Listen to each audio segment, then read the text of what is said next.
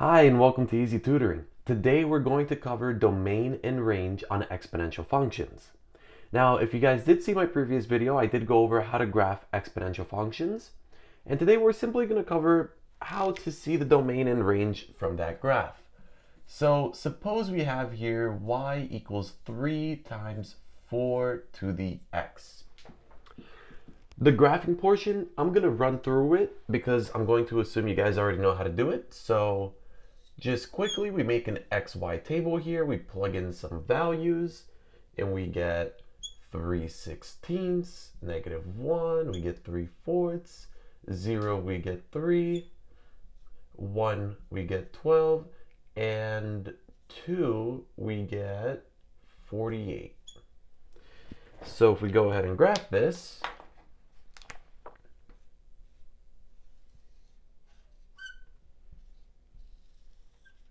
we have -2 and a very small number, -1 and 3/4, 0, 3, 1, 12, 8, 7, 8, 9, 10, 11, 12, somewhere around here. And then 248 is really up high. Okay. So we can see that towards the left on the x-axis, this graph starts getting very, very close to 0, but it never touches 0. Once again, like I mentioned in my last video.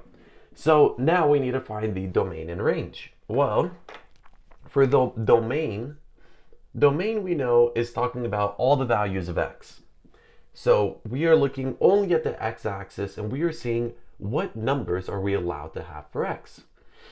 Well, towards the right of the graph, we can see that this goes in this direction forever, which means we have infinite values of x that we can use. And same thing towards the left of the graph, it goes this way forever, which means we have infinite values of x that we can use. So your domain is going to be all real numbers. There are several ways to mention this. You can say like this, all real numbers. You can spell out all reals, or you can say from -infinity to +infinity. This depends on how your teacher wants it, but there are multiple ways to write it. Another way to see domain is by looking over here at this x and thinking, what values of x can I plug in here? And the answer to that is any number you want. You can plug in any exponent and it'll work. You can plug in -1000 or +5000. Now, looking at range. Well, what is range? Range is all the possible y's that you're allowed to use for your graph. And if we look at this graph, we can see that the arrow goes up forever. So we have an infinite number of y's that we can use towards the positive end of the spectrum. But then when we go down, we see that it just stops right here, right? It stops at this x-axis, which means that below the x-axis, there are no available y coordinates that we can use. So this stops at 0, so therefore the range is between 0 and infinity. So we can say 0 to infinity. And if you have learned about this notation, we put a parenthesis on the 0 and not a bracket because it does not include 0, because this graph never actually touches 0. Another way you can say this is all positive reals. So that is how you can find your range. I never really recommend finding your range by looking at the function. It makes things a lot more complicated. It is easiest to find your range by looking at the graph. Okay, next example.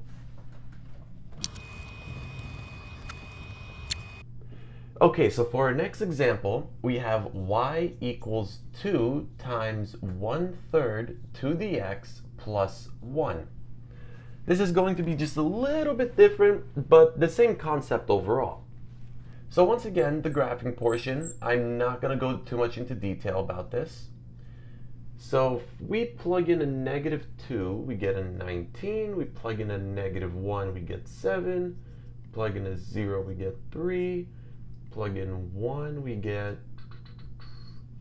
5/3.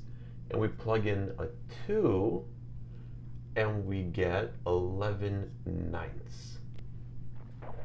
Okay. So now to graph,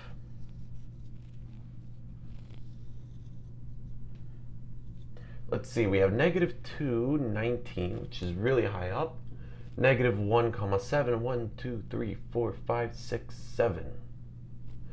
0, 3, 1, 5/3, which is right there, and 2, 11/9, which is just over 1. Okay, so now if we connect the dots here, you can see that the graph goes like this, and it goes off to the side and approaches 1, but never really touches 1. Okay? So now when we do our domain and range, your domain is going to be the same as last time. We can see it goes to the right forever and it goes to the left forever. So there are infinite values of x we can use. So therefore, your domain is all real numbers. Your range, however, is going to be different. Let's say that when finding our range, we are looking at the values of y. Well, once again, it goes up forever, but when you go down, you can see it stops at 1. And if you don't believe me, you can plug in more values here, and you can see it will get closer and closer to 1, but it will never touch 1. So your range is going to be between 1 and infinity. So it's very close to 1. So the possible values of y are above 1, anything above 1, so from 1 to infinity. Now once again, we put a parenthesis on the 1 because we do not want to include 1. 1 is excluded, so that is going to be your range. Well, I did 2 examples for you guys on domain and range. Hope you guys feel a lot more comfortable with the topic now. If you guys want ACT or ACT help, be sure to check out my website, www.E-ZTutoring.com. And I wish you guys the best of luck.